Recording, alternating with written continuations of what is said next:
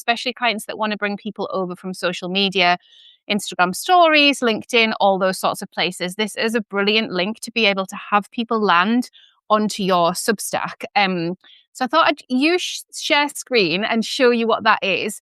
It's quite convoluted in terms of how to set it up. So I'll show you all the different windows that you need to set it up, but it's called your welcome page. So for those of you familiar with Substack, you might have seen this before. For some of you, maybe it's the first time, but I think this is such a nice way to welcome people in. And it also helps them understand that actually we would quite like their email address.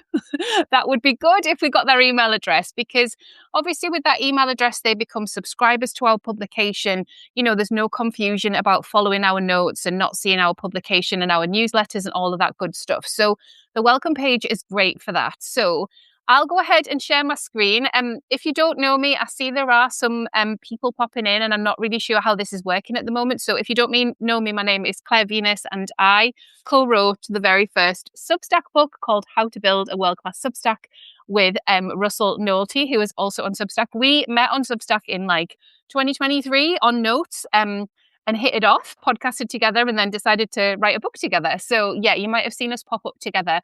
I love this platform. I'm a business owner. I use it as part of my business, and I also teach about Substack. I'm not one of those like 7-figure growth guru types. I'm more about audience development and you kindling something that means a lot to you. So if you are new to my world, that's what I'm all about. You can subscribe to my posts, which I send out every week, over at Sparkle on Substack. Right, let's give this a go. Let's share my screen. Okay, so it's given me a few different windows to share because I've opened them all up ahead of time.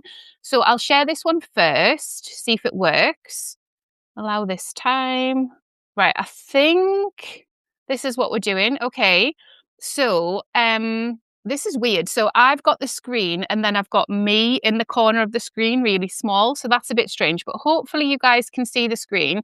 If you can see the screen, could you put in the chat that you can so that I know that you can? I also don't have the chat, which is interesting. Anyway, we'll just presume that you can. I hope that you can. And what I'm showing you now is the profile page. So this is my profile page. If I was to click here, this would be my publication. If I was to click here, I don't think that you guys have got a cursor, but basically I'm clicking the publications underneath just to show you. So this is your profile page. Now I'm going to try and swap into another tab. So let me stop sharing and then come back to you all. Here you all are. Oh, good. Right, good. So you can see the screen. That's good. My husband's here. He's just making jokes in the comments. Everyone say hello to David. He isn't a relation. He is my actual husband. Okay, so if I share my screen again, so you've got that profile page that you fill out, right? And on that profile page, you've got a short description. You've got an invite to who you are. There's also a short publication description, and this is the piece that you need to fill in on the welcome page that I'm about to show you now. So we're going to do share screen again, and then I'm going to get the little preview of the page that we need. Okay, this one. So hopefully this is working okay. So this is what I call the welcome page. Now, if you can see the URL at the top, and I don't think you can, the only URL that is on here right now is sparkleon.substack.com, which is my Substack publication URL. But if you put /welcome at the end of your Substack URL, you will send people here. If you put your Substack URL, there's all sorts of funky things go on because they end up inside of your publication, reading a post, like they've just sort of landed randomly. Sometimes Instagram will also try and open Substack in Safari, and if people aren't signed in, it causes all sorts of confusion there as well. So I like to use this link, which is /welcome, off platform. I also like it because I know you can't see my cursor, but obviously I'm inviting people to subscribe. That is my email address that's obviously been automatically put in there, and the subscribe button. Now, there's a couple of things to tell you about this here. So this piece here that says, give me the sparkles, you can edit that text. So it'll say something like, no thanks, or something like that, or I'll just head in or whatever. You can edit that text.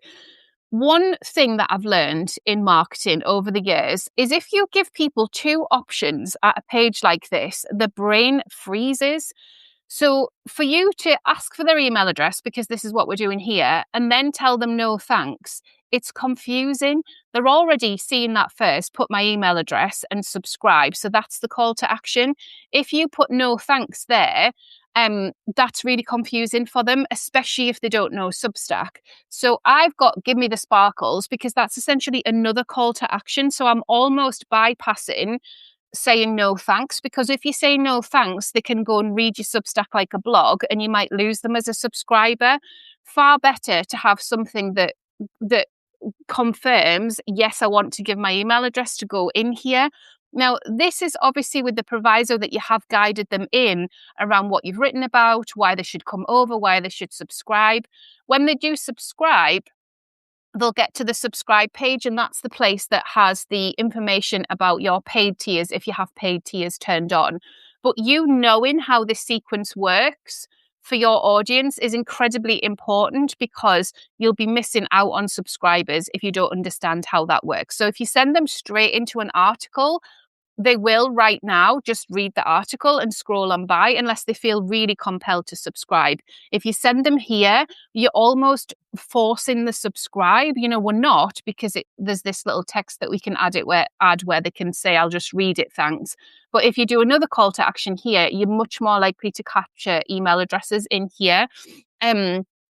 On here as well, we've got some recommendation blurbs, and I'll show you how to add those in. We can add up to 3 of those, so please do add them in if you've got them.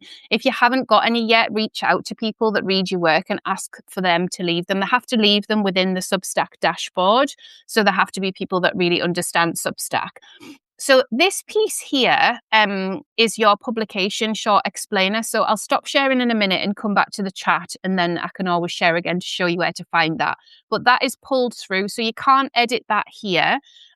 What you can do is edit the photograph that is positioned above if you want to in a different place. So there's almost like 3 different places to go to build this page.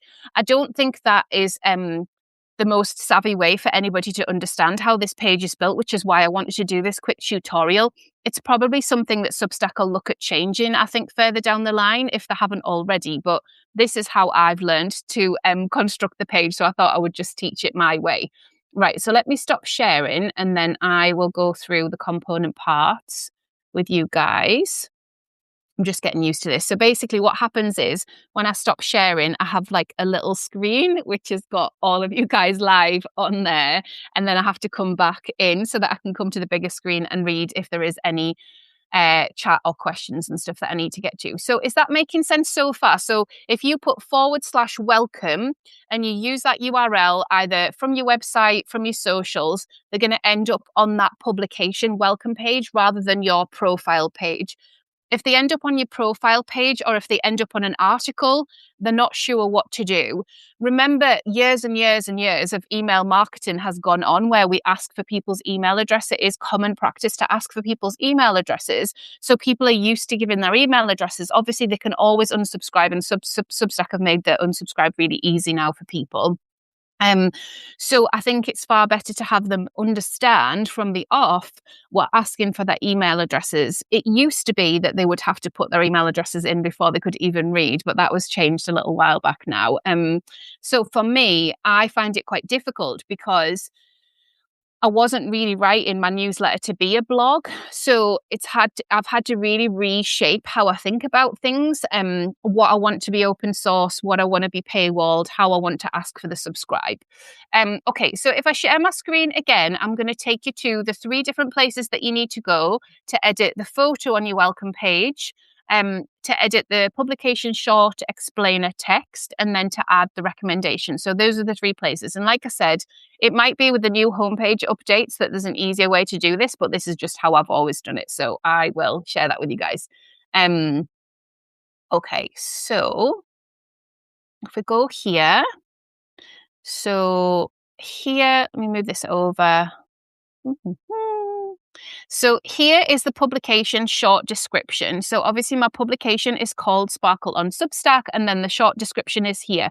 So right at the top of your settings page inside of your publication, when you edit this text, that will be the text that pulls through to the welcome page. So to get that back again, this one.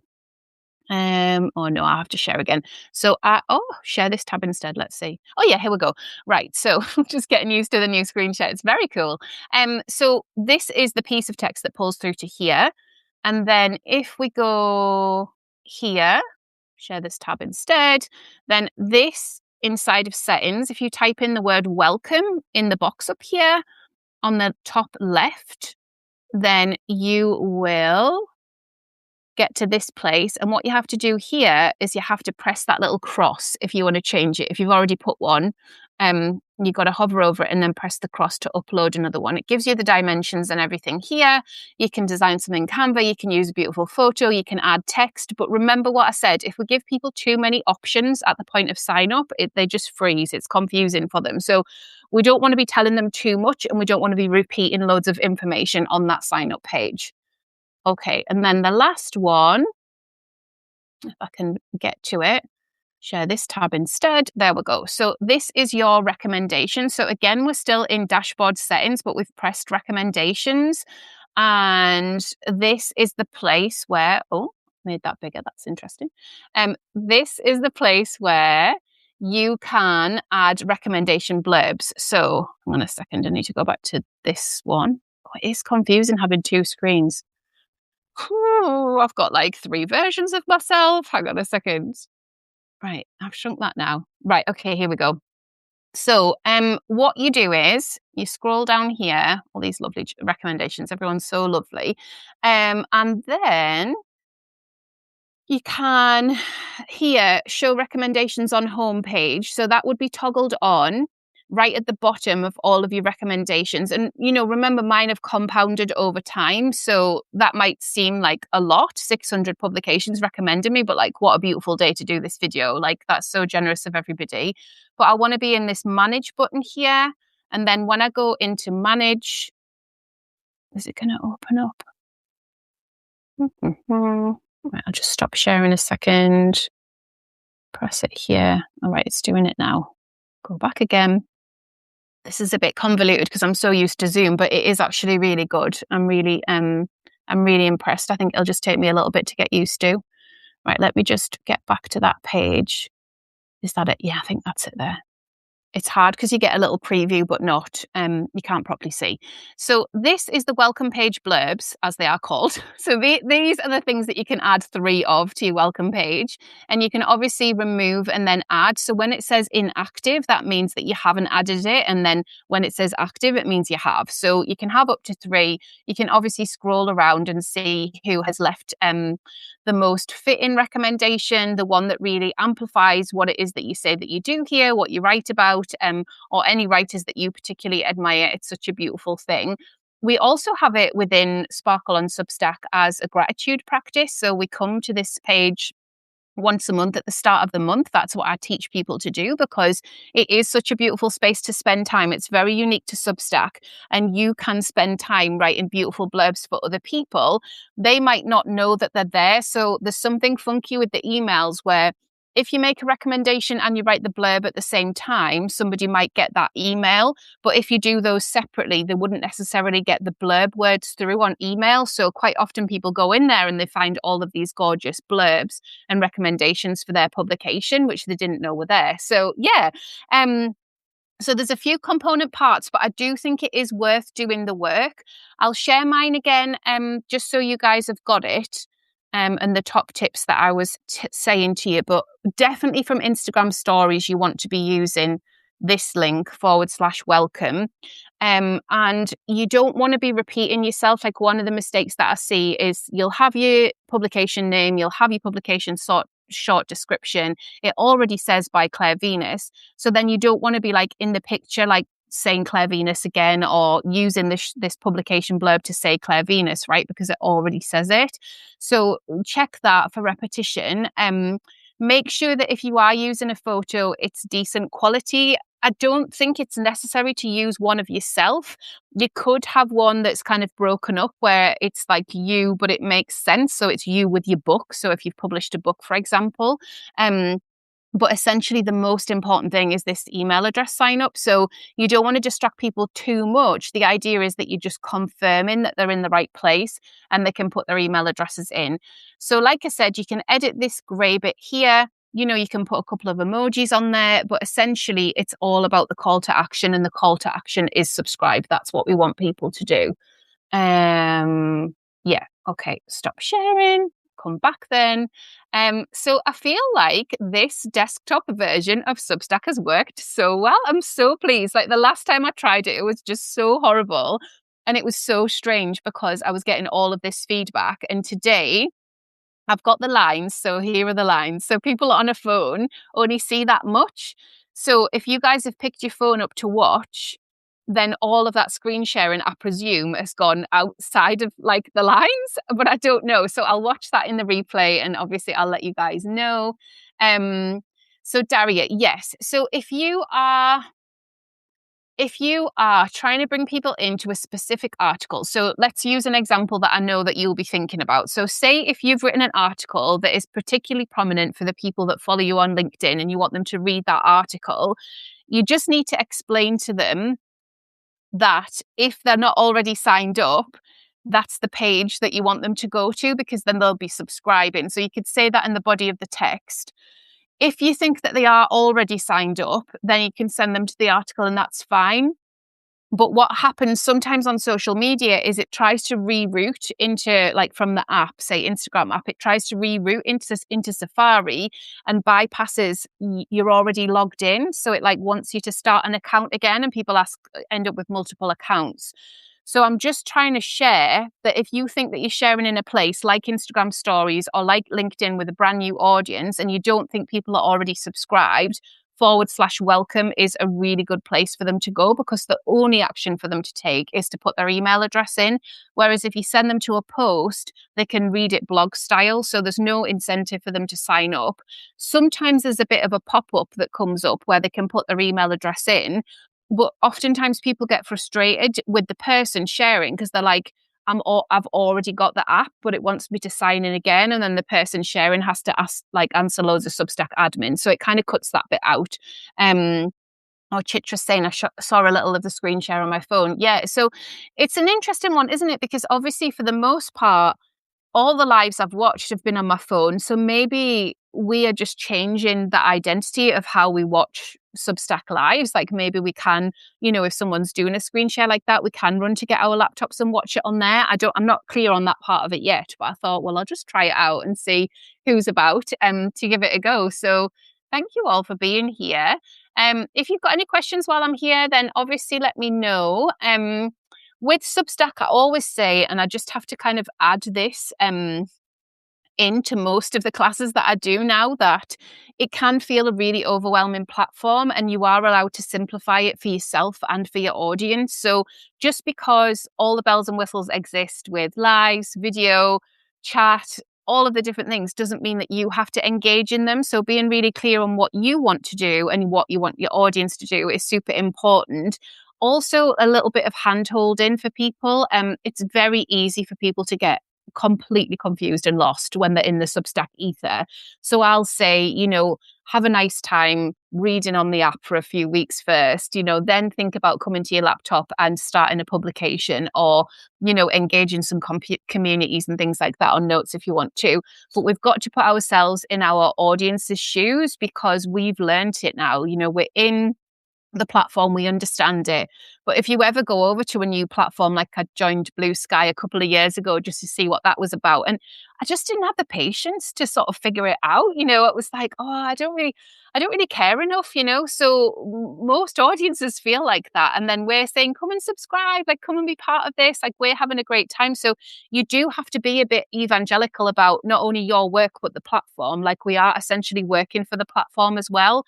They get paid when we get paid. So it is important to break things down for people and really help people understand how to navigate being on here.